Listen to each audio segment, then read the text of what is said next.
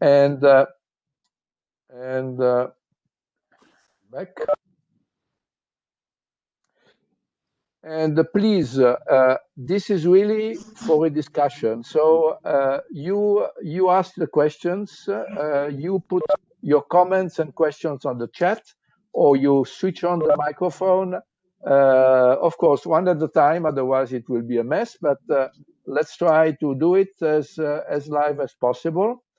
And of course, if you want to make private chat, you can do it, but separately from privately. Okay. The agenda. So we will have three presentations and a roundtable. I've put 1.5 hours. Probably we need a little bit less, but anyway, I don't want to. Many people complained in the previous ones that we stopped too early. So we will go as long as we want.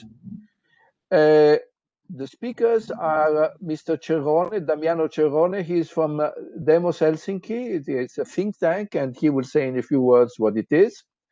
Then we will have Hervé Groleas, who is the CIO of Lyon Metropolis. Hervé is going to join us a little bit later, but he will be with us. And then Megan Coop from the Center for Technology in Government from the University of Albany. The same, she will say a few words about what her job. Hello? Now, let me excuse me if you feel that the title of this chart is a little bit shocking, but this is exactly my purpose. The key question I think most of us have in mind, assuming that this pandemic is going to really slow down very much and disappear, we hope so, not so late. Now, are we going to go back to new normal with new ways to work, new ways to use technology, and so on, or is it, excuse me, the same old shit, which means we forget about everything and we go back to the same previous situation? So, the key question I would like to hear from the speakers and from all of you is, what are the priorities after pandemic? Do you feel there are any which are new, which are important, or there are some previous ones which are not new but never achieved to become real? What is the role of IT in IT innovation in those recovery plans? One interesting thing is, what is the role of the CIO? Now, I heard from many colleagues that during the pandemic, the CIO role has become absolutely vital, because without information technology, nobody would have worked in public administration. And apparently, the result has been very, very positive in most cases. Now, is there something different for the CIO for the future? And for his role. And then last shocking, in my opinion, situation is that on one hand, I hear many cities saying, "Oh, we will not have enough money to run any innovation in the future, or even worse, because local taxes will be paid with difficulty by people, or we will get less revenue." And so instead of having the same revenue as usual, which usually is not very much, we will have even less. On the other hand, most countries have funded a very ambitious national recovery fund, which address everything in the economy for the citizen needing help, and of course for public administration to become more efficient. And in addition to that, for those of you who are in the European Union, sorry for the other ones, there is a plan in the European Union that is for the first time since this year, and especially since next year, will fund an incredible amount of billions of euros, investing in green, in digital, and in resilient Europe. And again, this is not only for government, this is for everybody, but this is a very, very unique situation which never happened in the past. It is not yet completely approved, and so therefore we must be cautious, but at the same time, this is the plan, and it would be interesting to understand what cities are wishing to do about it. So this is what I wanted to kick off as an initial idea, and I would like to hear during the presentations, after the presentation in the roundtable, your comments very openly. Am I saying, am I dreaming? Or is it something you feel? What do you feel, and how things are going to happen? I am almost sure that no city has anymore, as until now, a concrete plan on for the future. There are lots of discussions, maybe going on, maybe not, but it would be interesting to understand what is your point of view. Just I will repeat it at the end, but please don't forget. I've announced a few days ago that in addition to this webinar, next week, in association with Socrateam, which is our partner in UK and very present in the local government arena, there are 5 very interesting webinars which are inside what they call the President's Week, which replaced the conference from Monday to Friday. It's about leadership, diversity and skills, healthy and well communities, ethical use of emerging technology and data, modernizing ICT and service delivery, and service design and transformation. This is all about local government. You are very welcome to register. This is for free. And not only to register, but to give your perspective from somebody outside of UK, if you are from outside UK. I know there are some UK people already in the call. And after that, on 17th, I will announce it officially in the next days, but it is already defined. We will have another webinar about sustainability programs in city. And again, this is something which is more and more relevant to move ahead. And we will hear some very interesting presentations about sustainable mobility, about circular economy, and so on.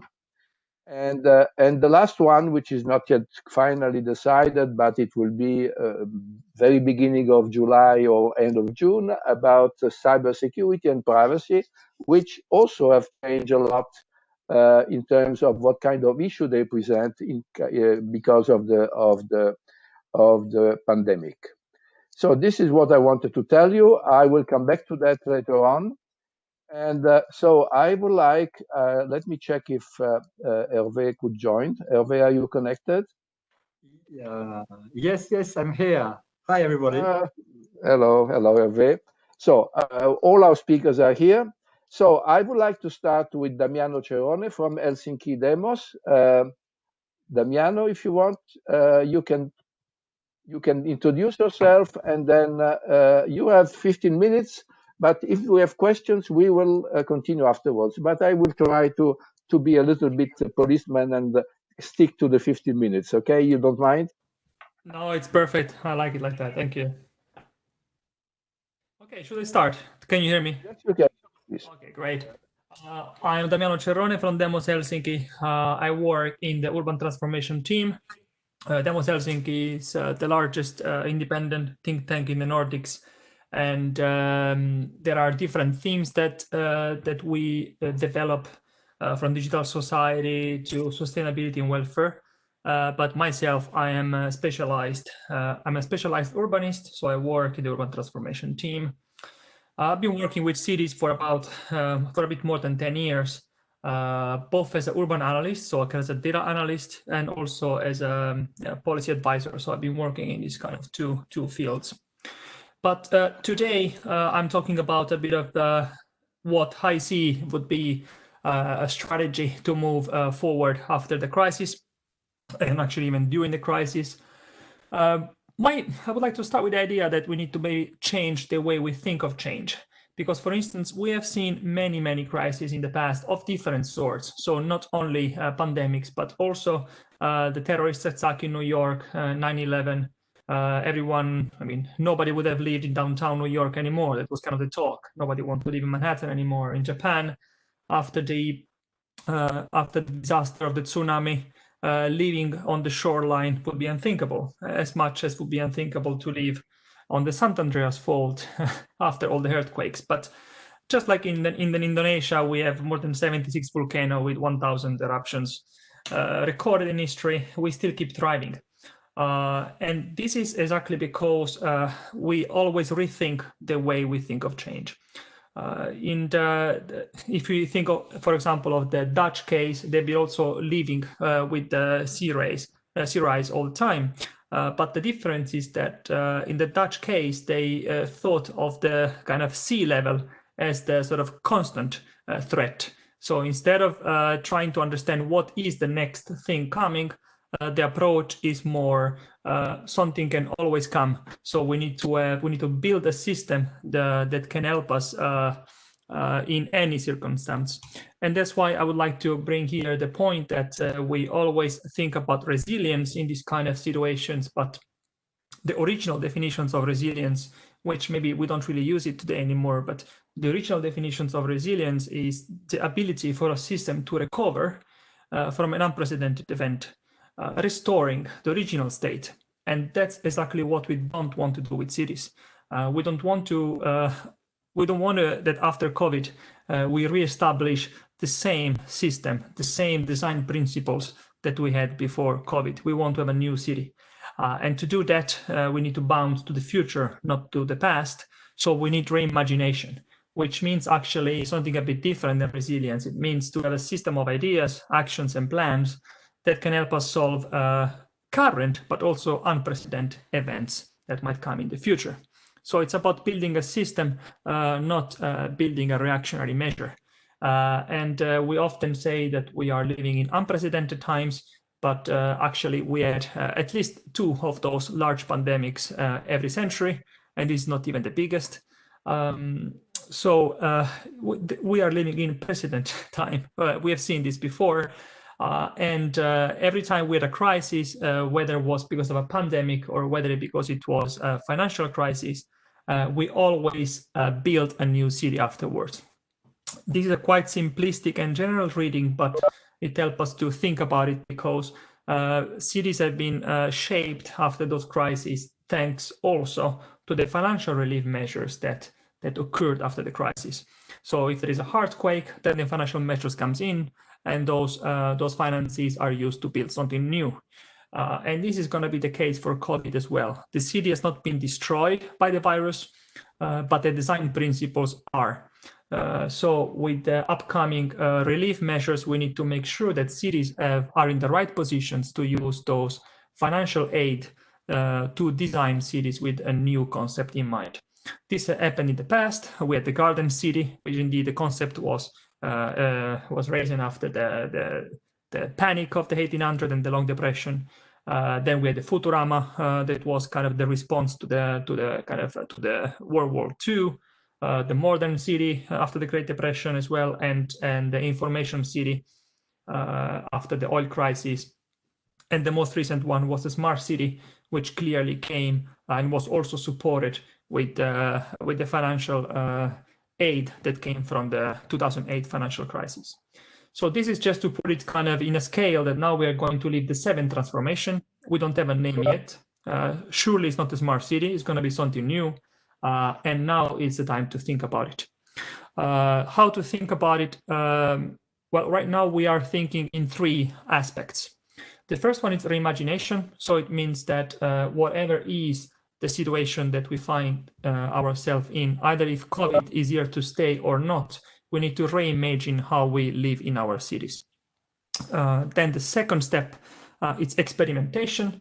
Once that we have a set of let's say a set of measures to deal with the situation, then we experiment what could be a future state or a desired future state. This is extremely important, and we saw it also during COVID, that a lot of experiments happened in the city. And those didn't really come out of the bloom. Like if you look in the urban governance models, we've been doing experimentation for the past 10 years. And that is the reason why we were also capable to do this so quickly and so smoothly. Then the third step is retention. This is extremely important because we don't really have a model yet to assess what are the experiments that actually work. So we need to absolutely be capable to systematize the way we reimagine the city, the way we do experiments, and we evaluate the ones that we want to retain, because the ones that are here to stay are the ones that will shape the cities of the future. So we can do basically think of what is the new story of the city. There is this kind of quote that is kind of useful sometimes from Obio that says that the only thing that can displace an old story is a new story. So we need to displace the smart city story because it's not going to work in the post-pandemic world. So the new story starts with a new social contract. And this new social contract, it's between cities, private companies, and people. So this is going to be extremely important to set our goals. Why cities? Well, cities, first of all, because 60% of the sustainable development goals are on the shoulders of the cities. They still need to deal with those. So we don't have to forget that a lot of the challenges that we had before this crisis are still here, from climate change to sustainable mobility and so on. So we still need to address to those. Then the private companies, because there is going to be a set of new technologies and economies that are going to rise from this crisis. Some we already saw, for example, the platform economy. And we also need to decide as a city, how we want to regulate those platforms economy. Are we happy with Amazon invading the pedestrian ways or not? Are we happy with the post office disappearing and having supermarket replacing that type of services? Maybe yes, maybe not. We need to think about it, and we must have a plan. And then people are also extremely important because they will set the trends. People are trendsetters. All the mainstream has always started from the very local cultural aspects of city life. So we need to keep working with people, and we need to see what are the new trends that they're going to bring to us. The other way is that we need to think of a new mandate for the cities. What I mean by the new mandate is that if we want to deal with a new governance model, we also need to have a new type of civil servant, a civil servant that can do knowledge brokering, because clearly the white papers that we were working on before are here to stay. And what I mean again here is the sustainable development goals, sustainable mobility plans, all of those things are here and we still need to deal with them. And we need to have a civil servant capable to deal with them. The Blue Book is kind of a list of all the sort of bad things that we experience in Corona, and those are also here to stay. So we need a civil servant that is capable to make cities more resilient. And that's why it's quite important to have a multi-stakeholder mediation capacity within the city, so that the public and the private sector can address to the crisis together. And then the black swans are all the fantastic things that came out of the experimentation phase. So we need to be capable to assess which were the best ones and which are the ones that we want to use to redesign our cities. So that's the second point, extremely important. Then the third one, and it's the last one also of my presentation, it's how can we build this new story? Kind of, if we think of the smart city concept, it's quite clear where it came from. But now, if we need to start rethinking what is the story of the city after COVID, where do we start? We thought for this for months now. We are thinking about this every day at Demos Helsinki, and what we are now, what we came up is this kind of 4 pillars for post-COVID societies and post-COVID cities. The first thing to think about is governance. So how governance will be in the future? How can we reimagine the mandate of the cities? What are the governance experiments that we could do? In other words, how can we bridge the bottlenecks for governance innovation? Then the third one would be retention plans. How then we make this experiment again be real?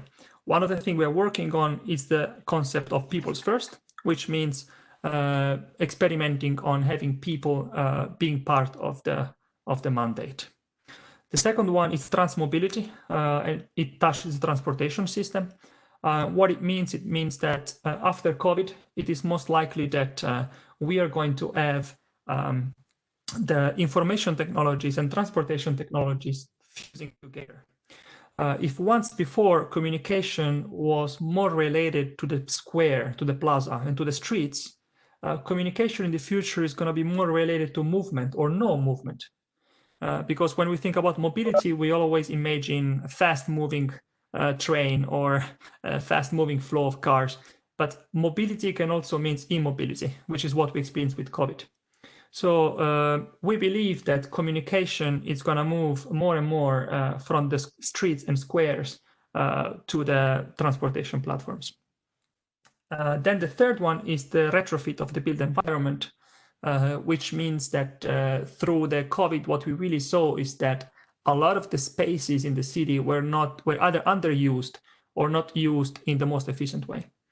So it's going to be quite clear that a lot of the infrastructure that we have is going to be redundant, and a lot of technologies are going to shrink down even more. Even if you think of communication technologies, most of them are moving to the stratosphere, basically. They're orbital, and more technology will be orbital, leaving even more space in the city center.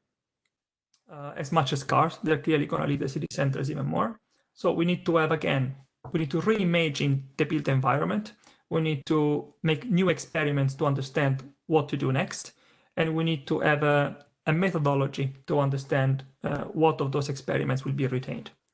The last one is knowledge. So we need to understand that this is going to be a key for the post-COVID society, especially because also the labor market is going to be completely reshaped. A lot of people will not come back from work, will not come back to work. A lot of technology are going to replace some of the work. And during these few months, when we all moved to the platforms, we all started to work in platform. That also meant that a lot of technologies could learn so much more about how we work, meaning that they are much more capable to replace quite a few repetitive jobs that only humans were doing before. So we need to rethink what is the role of knowledge in building cities, and then how, for example, through the concept of data commons, we are going to rebuild our social infrastructure. And again, here we can do the same. We can come up with method to reimagine knowledge in the city, and what does it mean both for society and for the job market, what kind of experiments we're going to carry out, and then what retention plans we have. So for now, that's what we're doing at Demos. We're building a framework to reimagine the city using these 4 pillars. And for each pillars, we have processes for imagination, experimentation, and retention. So that's pretty much what I wanted to talk about to you. And hopefully I did it within the 15 minutes that were planned. You were excellent, yes. And then, yeah, if you want to keep conversating, if you want to keep talking with us, we can always do it through Twitter and all the rest. Thank you very much. Thank you, Damiano. So I suggest the following. I see on the chat many comments, which maybe you would like to use your microphone to say. I have myself a couple of questions, and then in any case, at the end of the presentation, we will have a lot of time to discuss all together. So maybe I see, Martin, you have raised some questions and even disagree. So please disagree, and if you wish. Please, Martin. Damiano, very interesting. We've been talking about place rather than cities for at least the last 5 years. Cities exist in a context, they don't exist on their own. And the danger with the smart cities movement and the kind of terminology you're using is that it restricts our mindset to thinking about the urban area without any understanding of how it sits within its context, how it relates to its hinterland, the supply chains that it requires in order to survive and thrive. Mm-hmm. I've suggested, therefore, the use of the term place, and I've referred you to the work by Kate in Amsterdam using donut economics, looking at sustainable and thriving cities. I'm wondering what your perspective is on that approach. Yes. I've also in the chat referred to a prospectus for reimagining the new local normal that we've published recently from Socrative in the UK. And if anybody's interested, there's a reference to it in the chat. Yes, thank you very much. Yes, it's very important comment actually. So this discussion that I'm developing within Demos, it's much broader than that. This is just what could be sort of presentable within 15 minutes, let's say. So I agree with you, and indeed we give for granted that everything that has to be done in cities has to work within the Hertz system. So the donut economy, I think it's for us it's a given. In the sense, Demos have been working sustainability and decarbonization policies for more than 15 years. We've been doing that also with the Emirates and many large companies and so on, and also with the industry and with the ministries in Finland. But when we need to squeeze in everything in kind of 10 slides, then we just say that it's for granted that any action in the city has to be taking place within the Hertz systems, definitely. The donut economy is great. It's a fantastic system, I think, to look at cities. And it also, of course, poses a lot of implementation issues, like with the Sustainable Development Goals. It's now almost like 5 to 6 years. And still there is a massive debate how to measure it. And I guess that's also one of the questions of that we are going to see. And I'm really interested to see how Amsterdam is going to truly measure the indicators of the donut economy model. So I guess that, yeah, I completely agree with you. Those are taken into account, and I don't have it here today, but we even had one specific presentation about this, only about the supply chain, because clearly that's what's also going to redefine the design of cities and how we consume. Any other questions, comments? Please don't hesitate to take the microphone. Yeah, Dominic Byrne here from Fingal County Council, just outside Dublin in Ireland. And I suppose just to concur with Martin and what Damiano have just said there, because I suppose we're a municipality on the periphery of Dublin City. So we have large urban areas, but we also have significant rural areas and, you know, a lot of horticulture. And I suppose that's what's supplying the city. But what we're seeing at the moment in terms of the crisis and the new normal is that we don't expect people to start returning to work in the city. We expect people not just to work from home, but to start demanding co-working hubs in their villages, in their towns, remote from the city. So I think the city is going to be a different place. And it's not just that the hinterland will just supply food anymore. It's that people won't necessarily come to the city anymore to the same extent. So I think there's lots of things that will change that are related to what was just discussed. Thanks very much. Yeah, this is very interesting, and it's a fantastic comment, because I think that indeed, like reimagining the city doesn't mean, I think the point is that I mostly work with municipalities. So I think of the sort of municipal and regional borders usually. So indeed, when we think of these 4 pillars of reimagining, say, cities, we mean in general, like how the municipality can reimagine its environment. And indeed, I think that the city is going to be shifting also its center of gravity. Or maybe there is going to be no center of gravity at all. So we're going to move from a sort of a node-based society to a more distributed and interconnected type of society, where we will not have, maybe we might not have anymore, also in terms of transportation, 1 node or 2 nodes where everything comes, but there's going to be a sort of a set of redundant mini hubs that are going to connect all the interlands of cities. So absolutely, this is very interesting area to explore. Any other comment? Yes, Hervé Golias from Métropole de Lyon in France. I got a question of time, because when we rebuild city, what we know is that we rebuild roughly 1% of the city every year. So of course, if we change the goal, it may be possible, but it takes time. So how do you plan this change of the direction in a short term? Yes, so that is why what we're trying to do here is to have imagination sessions and experiments. I think that this is one of the things that we thought about it. That's why we are not thinking about redesigning the city. And maybe a lot of the experiments that we will come up with, they're not on the tangible environment. Maybe we are simply going to change some life patterns or some mobility patterns, but the city itself as a physical structure might not change as much. And I think that what our idea is that in all the previous mantras, or whatever you want to call them, or paradigms that we used to build cities, were always extremely top-down. It was either the genius of one architect redesigning the Futurama, for example, or the Garden City, or we were talking of a when it was in the case of a smart city, it was clearly coming from the industry. What we're trying to do here, we would like to have a new participative way to reimagine cities.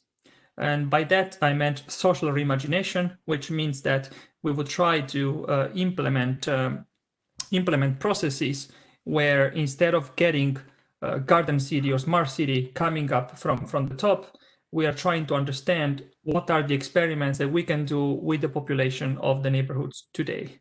So I think this is also one thing that we would like to changing the process of envisioning cities from the top-down industry or genius architect to a more of a collective knowledge type of process. Thank you. I also have many questions, but I keep them for the end so that we can have the privilege to have the next presentation from Hervé Groléas from the Métropole de Lyon. Hervé, can you take the? Do you know how to switch on your presentation? Hervé? We lost. No. Yes, here it is. I see viewing Hervé. Yes, you are on. Okay, so I wanted to talk about the Metropolitan Recovery and Transition Committee, because just to explain two different points, the way we manage the crisis and then the recovery and the transition. So I've got only a few slides on it. So our approach was on 3 different steps. The first one is what we call business continuity plan. This means that at the beginning of the crisis, we focused on essential missions. So during 2 months, we stopped roughly everything to concentrate on what is very essential for the city, for the citizen, for the people, and to stop the other things. So this was the first step. The second step is a kind of a disaster recovery plan, is to progressively resume all activities. So to start again all the activities that has been stopped for a few months. But then the idea, I really appreciate this idea of resilience or imagination, and of course the idea is that the life is no more the same, and so we have to reinvent something completely different. So what is the next day? Now, how can we think the new way of living in the city, and what has changed in our mindset, in the city, in the services? So to build it, okay, so we build a project with a global architecture. This project is composed of 65 members. Half of them are elected representatives of political plurality, and half of them are from civil society, and of course with gender equality. And the project is built on 2 different pillars. The first one is a cross pillar, and the idea is really prospective and to gather the point of view of a lot of people in order to rethink the world after the crisis, in order to build this new city. The second pillar is a thematic pillar, and is also the aim of the second pillar is also to identify actions to get out the crisis quickly. So we're working in a kind of 2 different levels. The one is a short term with a thematic pillar in order to find solution in the short term for the economic, for the social crisis that is coming, and so on. And there is another one which is in the longer term.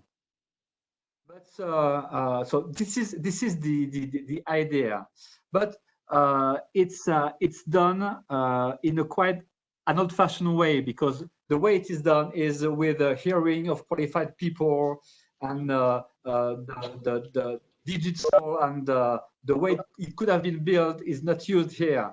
I promoted the idea to do something very similar to Tel Aviv, for example, but they wanted to stay it in a quite old-fashioned way. You know, we hear people, and so we discuss, and so I think I'm sure that the very good ideas are from the people themselves, and we've seen during the crisis, we had a lot of initiatives coming from the population that made it possible to live during the crisis. And I think that the better ideas are at this level. And hearing, you know, association and very important people, I'm not sure they are the good one to hear.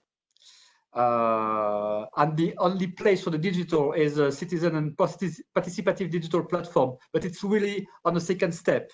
The main focus is to hear, you know, experts on every subject of the cities, and so that there is 10 different subjects that tend to be cross subject, but it still remains building the city and working and so on. So we see that it's very difficult to imagine the city really in a transversal way and breaking the silos. And even if when we want to think the city of tomorrow, we think it will remain in the silos. So I hope that this project will bring maybe new ideas, but I think it's not disruptive enough to draw the city we need for tomorrow. It's a very short presentation, but I think there is really a subject. So how do we build the city with the citizens, with the private companies, and to reshape the city in a really different way? And I think there is a subject, because this was said in the previous presentation, because what made the city is work. People are going to the city to find a job, and the city they've been created on this idea of this is where you can go when you want to work and find easily a way to work. But with digital, we can change it a lot. So we can change the shape of the city, because maybe it's possible to recreate places outside of the city where you can work, and maybe we can reinvent something very different. So I think the way we create city can be very, very different thanks to digital. Thank you, Hervé. Now, the questions, the comments, or the disagreements.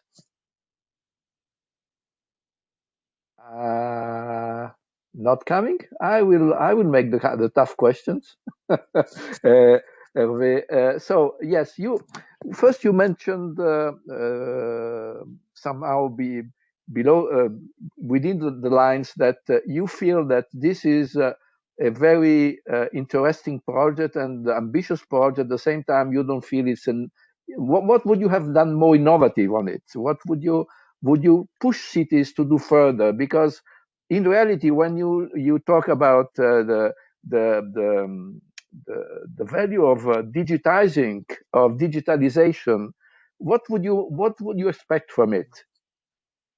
When you are talking about innovation, maybe a few years ago, someone told me that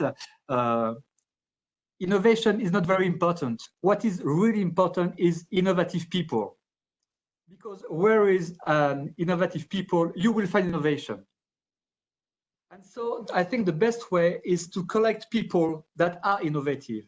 And during the crisis, a lot of people emerge from the crowd, proposing different things and creating services, sometimes only in a street or in a building, only for neighbors, and they had the ideas.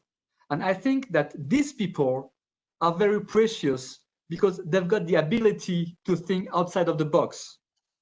Mm-hmm. So maybe my proposal is to make something wider with people from the city and to pick these people with the idea that showed that during the crisis, they had the ability to change things.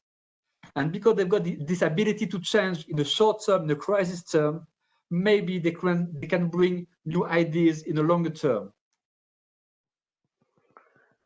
Yes, I agree. Let's say that somehow I feel that those that have played a major role, and that comes to my comment about the CIOs. So during the crisis, CIOs have been at the center of everything because without IT, well, the city was closed. No way to continue working, etc. Is it going, in your opinion, to continue to bring the message, to bring the ideas together with the other innovative people, as you mentioned, so that let's say dreams can become a reality a little bit? What do you think? What I think is that digital is everywhere, so it's nowhere. I think that during the crisis and in the ideas of this new city, in every subject there is a lot of subject concerning digital, and digital is expected in a lot of different points. But nobody thinks that there is a central digital subject. So I think we have to flip the subject, because to take digital from everywhere to a central point. Thank you, Hervé. So let's go to, well, we crossed the Atlantic now, and let's hear for the perspective from United States. So Megan Cook is going to take the floor now. Hello, Megan. Are you able to put your presentation on the screen? Yes, it's coming. Here it is. Okay. Okay, good. Hi, everyone. I'm Megan Cook from the Center for Technology and Government at the University at Albany. And these have been great presentations. I feel like mine is going to be a little bit more operational and tactical, because that's the place that I am in right now with cities and counties. So let me just jump in. I wanted to give you a little bit of who we are. So CTGU Albany has been around for over 25 years. We have three main goals: knowledge creation, information dissemination, and capacity building of government leaders and everyone who works in government. So that's really our focus. And you're going to see a lot of what I talk about is from local government leaders. So our model is that we're not the experts in public safety or health and human services. We're the experts in policy management and technology and how it comes together. And sometimes that's helping an elections agency understand voter registration data and build prototypes for pattern detection. And other times it's with child protective caseworkers getting to use new technologies such as laptops and digital pens. So it runs the gamut. But we bring together government, university, and industry in the applied research projects.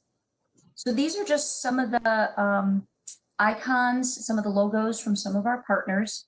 You know, our work is not only in New York and the United States, but also internationally.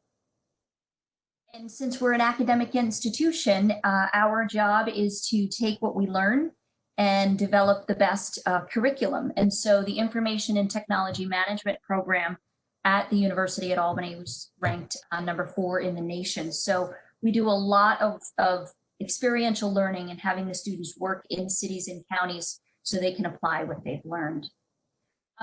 One of the organizations that we're closely aligned with is the Local Government IT Directors Association, and that represents cities and counties in New York. So that's where I spend a lot of my time. I also spend it with national organizations, but these are the IT leaders that transitioned everyone into telework over the past couple of months. So we serve as an advisor to this organization.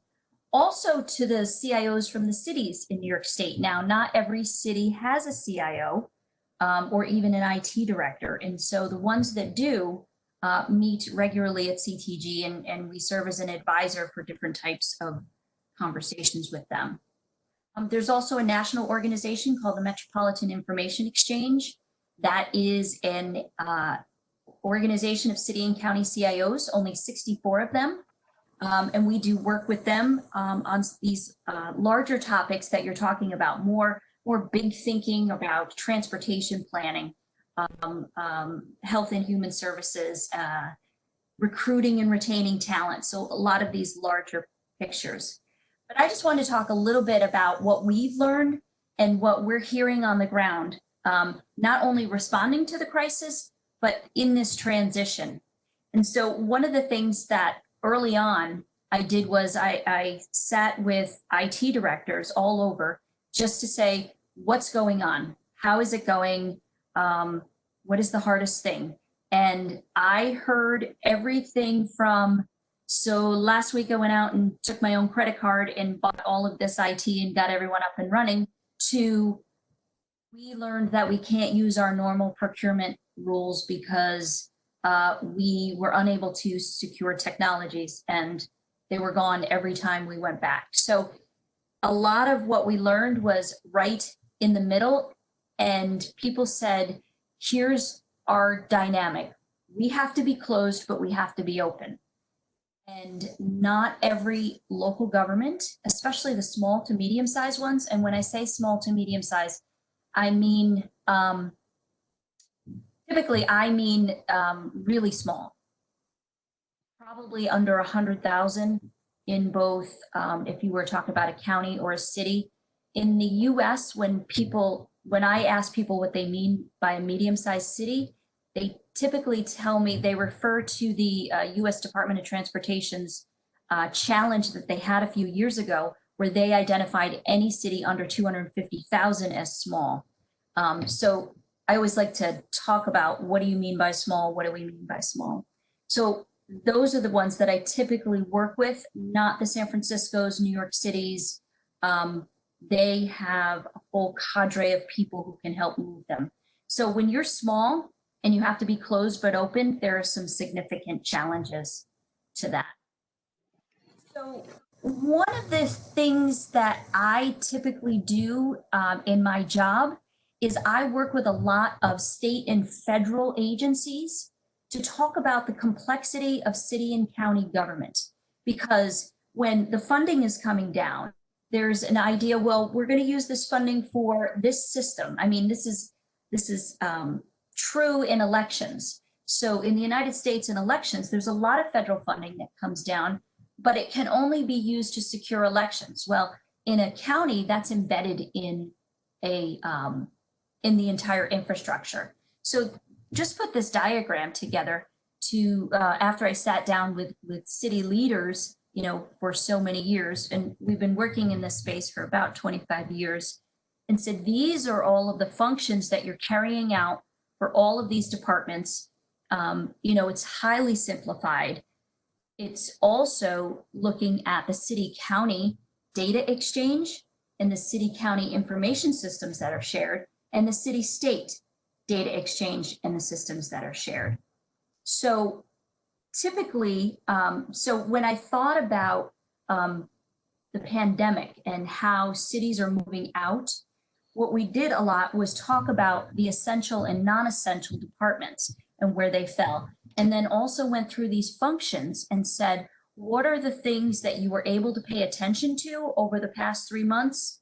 And what were you not? What has to happen now? And so this diagram really served as a talking point for a lot of meetings that we held. I always like to throw this up there because it's messy and it's from a long time ago. And mostly I use this to talk to state agency folks that talk about all of the interconnection points between counties and cities, because in their minds, it's like, why don't we do this? And so it's messy, and that's why we show them.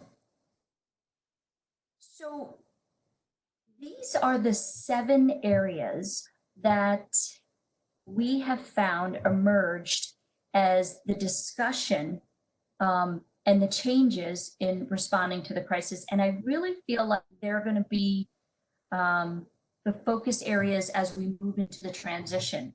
And so for the small to medium size local governments, there's only a handful that were skilled in telework. And when I say skilled, it means they understood what technologies they needed.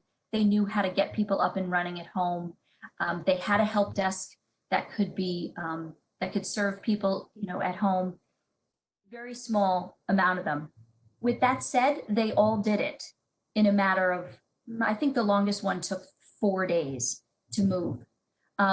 They also staffed their EOC and anchor institutions. And I know these are all things that but sometimes we're talking to people outside of government who don't understand all the roles of the IT leader.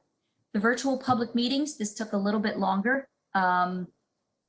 We had to look in, at least in our state, we had to look at the open meeting laws and make sure that the technologies were meeting that. That's not to say that some weren't up and running right away. It was more the next category, the user education. User education of virtual public meetings, I think, was higher than the user education of moving people to telework. So you have to train the public, you have to train the council members on how to interact in that way and make decisions. Cybersecurity, assess the new perimeter. I had one CIO say to me, I did the thing that I said I would absolutely never do. I connected home devices. And he said, you're never allowed to print that, Megan, never. I don't want anyone knowing that I had to do that. But it was the only way that I could move an entire city to work remotely. So now it's, assessing the new perimeter and understanding how, what changes in the risk profile. Information dissemination was a big area for those governments that didn't have a spokesperson, that had to identify someone. And essentially, it was external facing and internal facing. And I'm sure all the larger cities have this, but identifying someone like that is new to some of the smaller locations. And then knowledge sharing. One of the best knowledge sharing tools that I found throughout this entire 3 months was the National Association of Counties Technology Exchange, which allows cities to be a part of it. Because everyone was asking the same questions. And so they allowed city leaders to be on it, and there was just back and forth. So again, transition planning. So the way that I'm thinking about it, every time I try to talk to people about some of the ideas that were brought up before about thematic areas of ways to move around the city, I like the idea of the co-working hubs as, people won't be at home, but they won't be in the office. They will be in this new space. Every time I try to bring people to talk about these long-term, they say, we're going to get there, but we need to get through the transition right now. So that's where I'm focusing quite a bit. I wanted to throw up some information. The Center for American Progress wrote a very good article just recently, just to talk about the increased expenses and the revenue loss that are going to hit local governments in the United States. And I know it's worldwide, but they've put out surveys. So unanticipated, 43% unanticipated spending, 88% of cities, a revenue shortfall. There's a major city right outside of New York City that is already $40 million. And that's when I talked to them last month, that they hadn't collected in revenue. So it's a real problem. Everybody's going to be asked to cut. And so when you look at these figures, and I want to get them to talk about what life's going to be like, what the new normal is going to be. These are the realities that they're facing. And then if you bring that down to, their local level, it's who's being furloughed, what services are not going to be provided. And those are the conversations. So CTG's done quite a bit of work in the smart cities area. And one of the things we did early on was we looked at all the academic literature, we looked at all the industry frameworks, and we pulled together what we saw as smart city framework. All right. And if you break it down, you'll see it's government, society, but if you look to the side on the technology, we see those as cross-cutting. So I tried to think about this and reflect on, nationally and both locally in New York, where people are focusing right now, if I were to take this framework. And what I'm hearing is, of course, a tremendous amount of e-government. So the small cities, if they have a web-based application that allows them a public-facing side to conduct really rudimentary e-government services, then they're stepping those up. Also looking at emergency management, transportation, but these are the areas that they're focusing. I don't expect the others are going to fall off the table. We're in this transition period, so they're not the immediate focus right now. One of the things that we found was helpful was that not every IT leader was in the room during the transition planning. And so we tried to pull together a list of questions that could help guide leaders. And we broke them down into management, personnel, work facility, facility-specific public meetings, just so when leaders were together in the room, they could start to have these questions. We put it out nationally. We heard from many, many cities and counties saying they've brought it to their leaders to say, these are all the questions that we need to be addressing. So some of the threshold questions we heard was, is the delineation between essential and non-essential, do we agree with the decisions we made a long time ago, or is we need to change those? Telework and in-person phased approach, many small cities are not going to bring a certain population of people back, and in the counties too. So what I'm hearing from the counties is a lot of mental health and public health work, because they've found that they are equally as productive, and they put out satisfaction surveys and the satisfaction is high. So they're moving in a more phased approach.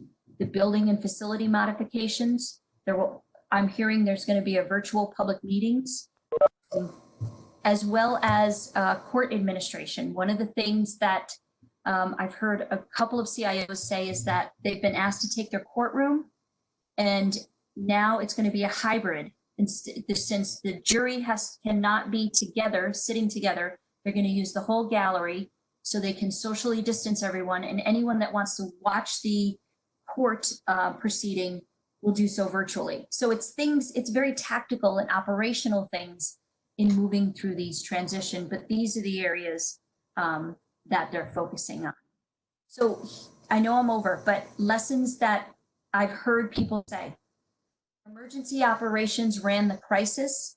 Why would we think that the transition doesn't need a leader? Because many of these places, their emergency operations centers are, there's no more crisis, so they've gone away, but the transition needs a leader. And I've heard that a couple of times. The next thing is understanding the implications of resuming government functions and public services, and continuing in a different format. So what's already been happening in a different medium, as opposed to a public service that's stopped and now has to resume. So, thinking about those differently. Plan for the next time. There will be a next time.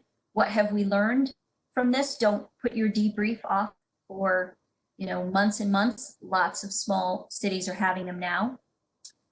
Capitalize on the elevated understanding and appreciation of IT infrastructure and IT professionals. So lots of IT leaders have said, I went from, being the support person to being in front of the county administrator or the mayor every day, even in the small places. And finally, crisis doesn't change people, it reveals them.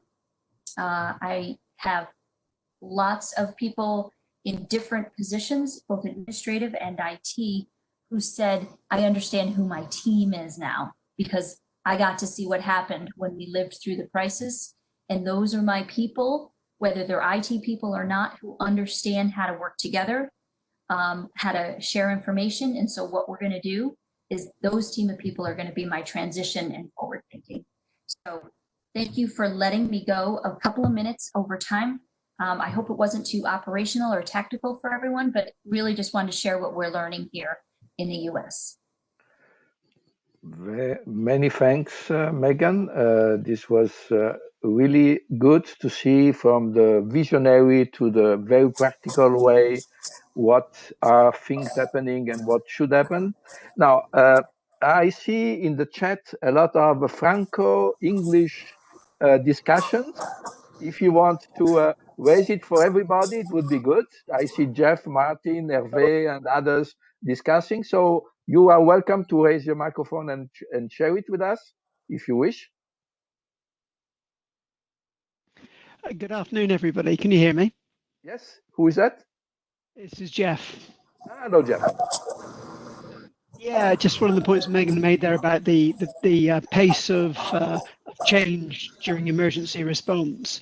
As we are normalizing and going back to some more regular ways of working, we think there's an opportunity to retain some of the increased cadence and speed of decision making and the join up of multi-agency working. So even though we're moving back into normal governance to a degree, we think we can do things faster and better by retaining some of the emergency response governance. I'm interested in your, if you would expand on your thoughts on that, please. Yes, I agree. So one of the things, you know, if I just take procurement, for example, everyone was very quick to say, please don't say that we suspended all procurement rules and regulations during this period. And I said, well, did you? Well, sort of. We just, everyone in the room, and no one said, oh, you know, you must fill out all the paperwork before it comes to me. It was, how are we all going to do this together? And what I learned from that was that it wasn't relaxing the rules and regulations. It was being less strict about the roles and responsibilities and seeing them more as a team. So they made decisions much more quickly. So when I hear you talking about faster to decision making, I absolutely saw that. So I'm wondering, is it because of people working together for one common goal and, you know, still abiding by the rules-ish, but working better together? So I wonder about that. There's one other thing that you said, the speed. I could just add to that. Our decision makers are meeting 3 to 5 times a week now. So something that might take a month to wait to the next meeting to be agreed can be done the next day. Yeah. The other, I agree with that because, and I also think, I think that many people are wondering why they didn't do this sooner. That's what I've, you know, why did we not engage in this way every day?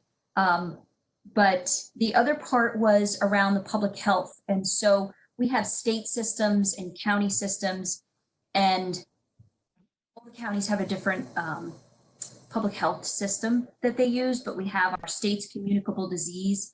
And so there was questions about, you know, they get a report, but they have to do investigations, and how do they collect that data? So I got to see, you know, a lot of the IT people talking about, well, are you building a module out on this? And honestly, one of the things that they came together as a community and said, this is, we as IT professionals believe that this is the best way to address this problem. But we need all of us to go to your administrators and say this, because, you know, it comes down, you know, they talk to each other, the administrators. So I believe that not only decision making, but ways of thinking are being influenced by in different ways, whereas someone may not have brought it to the, you know, entire state's attention that there was a problem with the data collection and, you know, the integration with the state's system, but they came together and were able to figure out a solution that worked, that was flexible enough, and then a strategy on how to get others to do that. So I think you're right. I think the speed is changing, and people are saying, if we did it then, why can't we just do it every day? And the answer is, why don't we do every day? Because it's really an interesting point, Megan and Jeff. I think it's really one of the key points that usually we don't mention. This is bureaucracy. Why bureaucracy can be streamlined and give results in a few days instead of months. Is it now? I might know the answer, but is it because people were taking responsibility that they feel they should take anyway because it is compulsory to be fast, or what else? Because I feel this is a key point. Bureaucracy in public administration is mandatory but terrible at the same time. I think this is Sandra here, and certainly my experience was that we adhered to the spirit of our standing orders and financial regs, but we ended up having more devolved responsibility for making decisions because we were just facing so many issues on so many fronts that instead of going writing business cases and corporate board reports and all of these things, on and said these things need to do and we're going to do them. And one of the things I already see is the stifling bureaucracy that I think our local government has, our public sector has. There's so many steps to go through to do even the simplest of things. We actually hamstring ourselves, so we can't. Our staff have shown they can do things quickly, they're competent, they know what needs to be done. And it will be a shame to put the straight jacket back on them at the end of this. Yes, you need governance and due diligence, but I think really we need to think through just how difficult we make it for the public sector. Can I also add that when you pace, the technological approaches of minimum viable product, agile, iterative development really comes to the fore. And as I put in the chat, sometimes perfection can be the enemy of good. It's about creating something that's good enough very fast and then building upon that based upon consensus and feedback. So I think it's fitted with modern development techniques very well. Yeah. So one of the things, I'm going to try to put 2 links in there in the chat. So after the World Trade Center attacks, CTG was funded by the National Science Foundation to study the information sharing that occurred there. So what happened in that days after, there had been a GIS unit who had just completed the maps, and they were low down, but they became, the center of the information sharing. So one of the things that we studied was, is this long term? And unfortunately, when people go back into their institutions, what we've learned is those institutional rules take over, and the information sharing isn't, as prevalent as it is in those days right in a crisis. So I'm going to try to put both of those reports in there. The other one was for the West Nile virus, which hit in the United States. It of course wasn't what we're facing now, but when you had states looking at other states and looking at how they responded, we studied, did those states prepare, and did the states that had the virus, did they make long-term change? And I don't want to be like a downer, but in most cases, the instances where we saw that innovation, we saw that data sharing, was not to the extent long-term.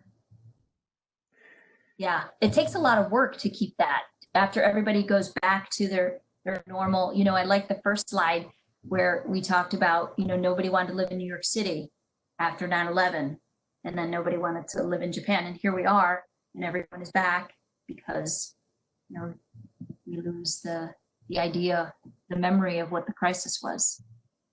We are short memory. Other questions? I see. Forgive me, Isabella, if I jump on you. I see you are there. I'm sure you have many thoughts about it. Do you want to have some questions on the way, some points? If you want, you are welcome. Or if you want just to listen. Yeah, let me switch on the microphone. Yes, please. What I find, thank you very much for this awesome presentation. Really loved it. Especially also the considerations how to maybe streamline bureaucracy after. So now we learn what can we do well on digital and what doesn't work so well on digital. So we've learned this, but we might have also learned how to be more flexible with bureaucracy and learn how to downscale, maybe also on the overload, because we've really cranked this up in the last decades, really, actually since the end of World War II, basically. And it's really time to come down on the regulation side also. Do you have some sensing of what's going on in this direction, or hasn't this been considered yet? So was that question for me? Yeah, if you've maybe seen that that there are initiatives to downsize regulations. Was the idea not around yet? It is. I don't have any, it's hard to take ad hoc conversations that I hear people with no ability to make change in the regulation having about their opinion to downsize the regulations. But it's certainly something that I will pay attention to now and listen for. But I think there's been a lot of lessons on how to work around the regulation, which maybe isn't good in long term. It's better to change it. But I've heard quite a few conversations about how to work around them. But let me think about it and see if there's anything. I have to be on with the National Association of Counties today, so they're a great group that thinks about these things. So I will certainly ask that. Any other comments? I have some general comments, if you wish. So first of all, by the way, you ask Isabella, is anybody trying to change regulation? My point of view is that yes, there are all been unsuccessful until now. I live in a country where regulation is killing the economy. At the same time, every government says that. Oh, sorry, there is some problem with the microphone. Could you please? What happens with the microphones? Do you hear also this noise? You don't.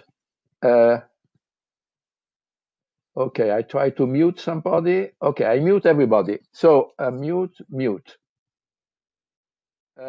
So yes, there are some countries that are trying to do it, but not very successfully. This is just a comment. Now, you mentioned non-essentials activities. Now, Megan, non-essential means non-essential, right? Which means why are you doing that? I'm sure I know it's too black and white. It's not the right way to say it. But at the same time, is there any thought about rethinking non-essential activities, which is something really would be really interesting in redesigning the public administration? Megan, is it? Do you have noise around you? Sorry, you should unmute your microphone. Do I have noise around me? Do you hear it? Yeah, it's okay. Go, please. Okay, so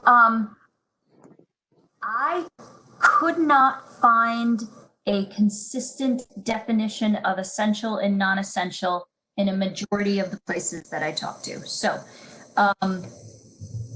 I think the terminology, people have realized that the terminology needs to be changed.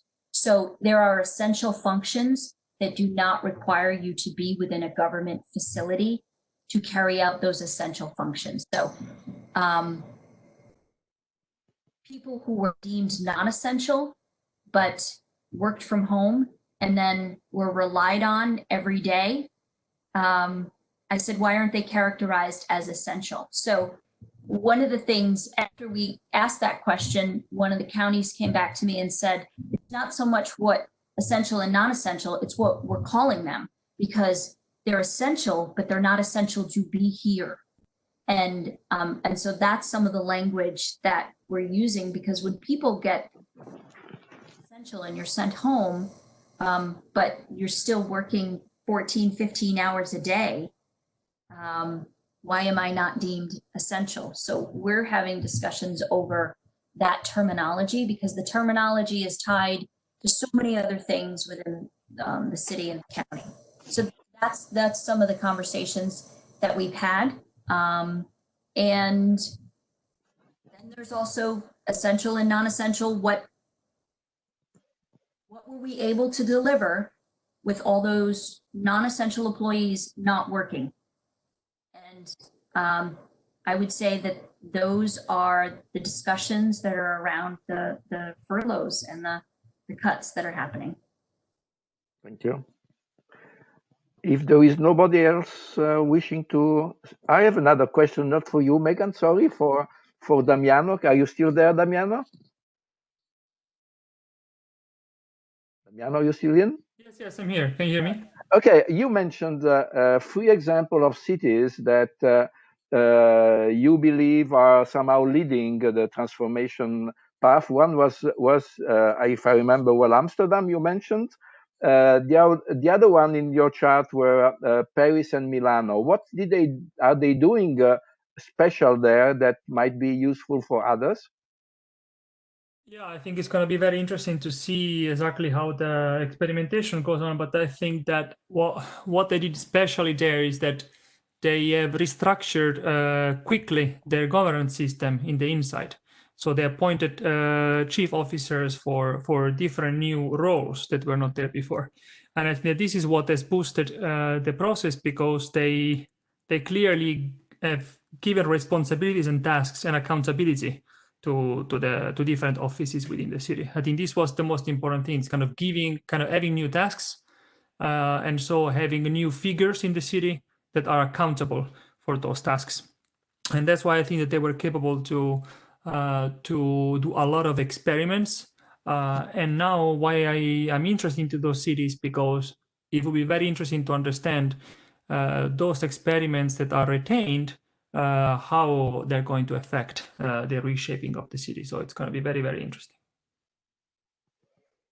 But yeah, the internal roles, I think it was kind of super important step that when we think about cities, we always think about exactly the bike lanes and so on, but we don't think that actually those things happen when you bring accountability and new tasks with new roles in the city. Thank you. So if there is nothing else, you have 1 minute to raise your hand if you want. No. So I come back to the key final points I presented at the beginning. I share my screen now. Do you see my screen? Maybe not.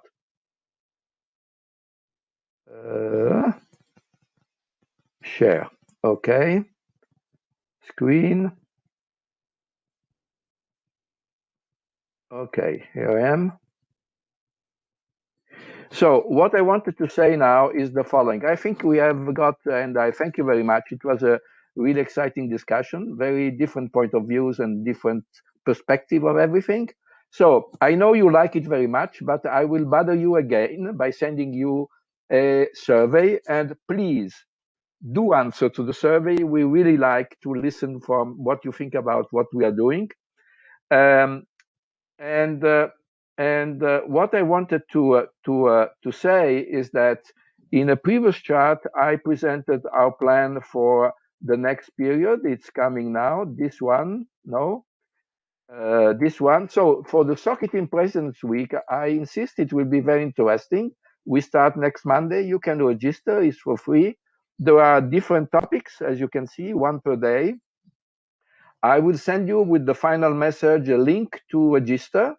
And you are welcome. Welcome to participate and welcome to discuss, so that we give to our UK friends our worldwide perspective, or at least European perspective. If we get also people from outside Europe, it's even better.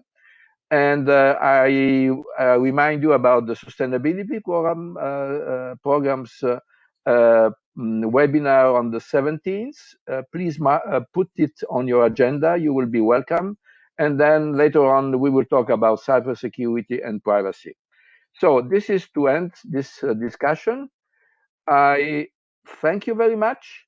And don't hesitate if you want to have further discussion, let me know, and I will put you in contact with the different people that are in. And that's it. Any other comment? No comment. Thank you. Bye-bye. Thank you. Bye-bye. Bye-bye.